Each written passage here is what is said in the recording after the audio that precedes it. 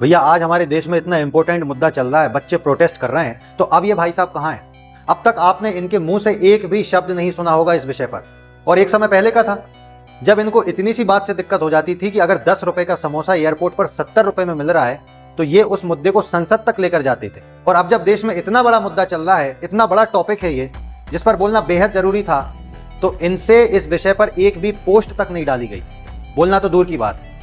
और मैंने तो आपसे उसी दिन बोल दिया था जिस दिन इन्होंने पार्टी चेंज करी थी कि मजाल है कि अब ये महानुभाव देश के इंपॉर्टेंट मुद्दों पर एक शब्द भी बोल दें। तो अब ये बोल ही नहीं सकते सर, अब ये आवाज उठा ही नहीं सकते। अब आप बताइए कैसे विश्वास कर लें ऐसे लोगों पर, जो पहले तो छोटे छोटे मुद्दों को संसद तक लेकर जाते थे, और अब जब इतना बड़ा टॉपिक, इतना बड़ा मुद्दा देश में चल रहा है, अब जब बच्चों के हित में बोलने की बारी आई तो ये भाई साहब चुप हैं। मतलब कोई तो कारण होगा कि ये चुप हैं, वरना ये तो इसीलिए जाने जाते थे कि भैया छोटे छोटे मुद्दों को ये संसद में बोलते हैं, उनमें बदलाव करवाते हैं। और आपने अपनी वही छवि एकदम से चेंज कर ली।